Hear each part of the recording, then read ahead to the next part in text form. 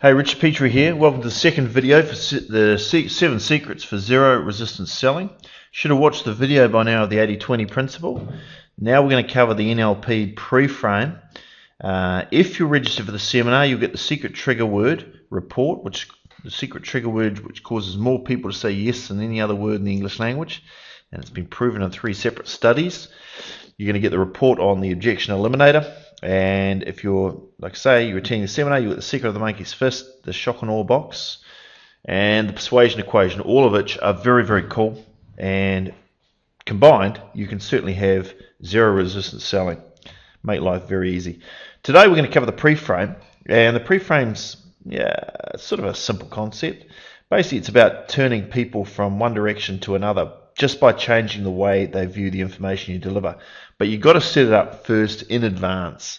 Okay, so if you're doing a sales pitch or a delivery, it's kind of handy to have them looking at all the information you'll present in a way which is going to be most favorable to your situation or your outcome.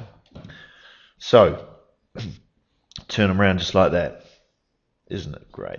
So, here's what it is. The frame controls the way we perceive information, and what that means is the context in which the information gets presented influences how the information is interpreted. Does that make sense? The context in which the information gets presented influences how the information gets interpreted. So I'm going to read out and talk about this one, but there's a couple. There's the pre-frame. So that's what you do before you present your information. And then there's a reframe. That's what you do or say after the information gets presented to turn the person around if they're not in the right direction. The beauty of the pre-frame is if you set the pre-frame up right, then it almost guarantees you success.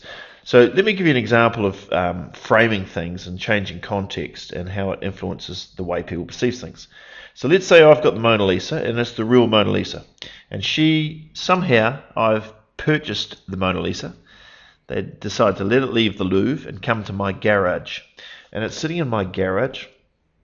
And I've built a little wooden frame to go around the outside because I think it looks kind of nice. Now I bet if you came and looked at it, you wouldn't believe that that was the real Mona Lisa. You would think it was a copy.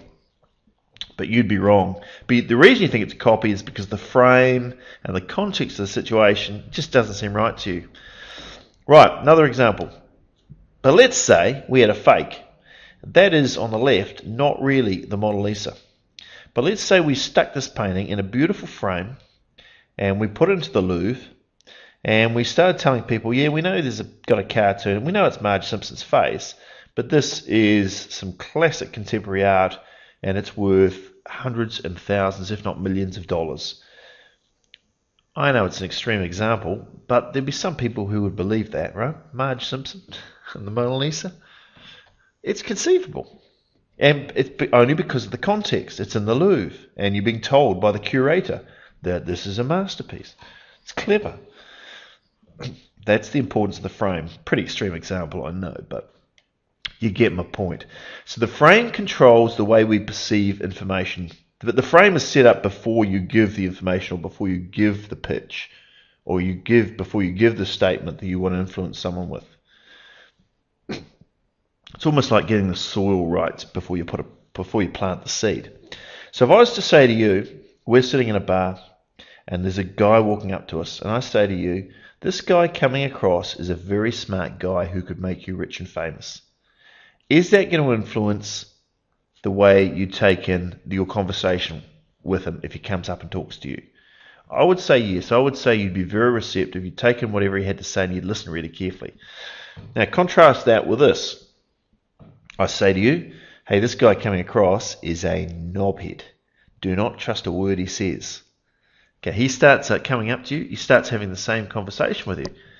But is your interpretation of anything he says been completely changed? Yeah, of course it is. Because I've pre-framed both conversations. One, you perceive them favourably. The other one, you perceive them completely unfavourably. Simple as that. That's the pre-frame. Turn someone around before you deliver the information. Let me give you some examples, money-making examples. And as you listen to these, think, how can I apply something like this when I'm selling? Because if you come up with one of these, man, it makes your life easier. So I'm going to give you the first example. It's called the Seque Slammer, named after the legendary Kevin Seque. Now he's selling life insurance, among other things. And of course, life insurance can be pretty hard to sell because no one ever wants it, right? Particularly the husband, who, most of the big insurance is on the husband. And the wife often doesn't know what they've got. I know it's different in some circumstances, but he knows that the wife really buys the insurance. Husband is a bit so-so on it. So he needs to get to the wife and find a way to get her facing the direction he wants her facing before he delivers his pitch on why they should buy insurance off him. So here's what he does. He says to the husband, right, you're dead. He says to the wife, how are you going to maintain your current lifestyle for the next 20 years? He says at this point, the husband usually pipes up and goes, oh, but we've got, no, shut up, you're dead. He turns back to the wife and says, how are you going to do it? And she's sitting there stumbling and starting to freak out. That is exactly how you want a wife when you're about to sell life insurance. Brilliant. Brilliant. Yeah, and it's not unreasonable. It's quite fair. People are underinsured in this country, so it's not like he's doing anything. But he's actually giving someone a realistic situation of what can happen. So you might say, oh, is that manipulative? Well, yeah. But as Zig Ziglar says, salespeople who aren't manipulative have skinny kids. I don't want skinny kids. And don't forget, your ethics is, you can only sell something to someone who needs it and all that type of stuff. But providing they do, even if they need it, half the time they don't end up buying it because they just don't look at it in the right way. So if you can help someone get some insurance, anyway, I'm not going to justify it, but that's how it's done anyway. Here's another example. Let's turn the man first. This guy, Wayne, he ran the country selling tyres, right? So he'd sell tyres and he'd occasionally be in the yard just getting close to the coal face, right? So someone comes in and they need a new tyre. Here's how he sells a second tyre. Brilliant. He says, oh, have you got kids? Guy goes, yep. Okay, we better change the other one too, eh? Walks off, goes off, and just assumes the sale. Now, who in their right mind is going to, hey, hang on. Yeah, I got kids, but I don't want to protect that. I don't want to do that second tyre because I don't really care about them. No one's going to say that. You're just going to go, oh, okay, I can't really say anything. And off he goes and changes 2 tyres. He's now got 2 sales instead of 1. Brilliant, because he's pre-framed it. Turn the person around. They might have only been coming in for 1. They got 2. Okay, another insurance example. This one's called the Dead End Street, named after Bruce Street. Not Bruce Dead, Bruce Street. He gives them this one once again. Now, this is a situation where he's speaking to someone and they've already got a financial advisor. So he's coming in and they've already got what they need. So what do you do? If they've already got insurance and all that type of stuff, you're a bit stuck, aren't you? No, not if you've got the dead end street. He'll say this: do you have enough confidence in your financial advisor to get a second opinion? Now think about this. What happens if they say yes? Yes, I do. Oh, okay, great. Well, let's get a second opinion for you and we'll be able to compare. Okay, so you're on the board there. What happens if they say no? Oh, you don't have enough confidence in your financial advisor, your second opinion? Oh dear. Well, if you don't have any confidence in them, we better help you out. Either way, you've been ramroded down a dead-end street. Nice work, Bruce. Once again, turn around. Pretty cool. Very cool. Here's an example that I used. So the context was I was selling mindset training to sales teams. And I had a little bit of, no one was actually looking for mindset training for sales teams. So I'd taken some stuff I'd learned for sports psychology and trained professional sports people and train it in sales teams. But it wasn't something they were used to buying. So I had to pre-frame it and put it in a context so that they wanted it before I started to do my pitch to someone. Let me explain. So what I'd say to them, I say, okay, given your sales team has got the basic skills for their role, what percentage of your team's success would you attribute to their mindset?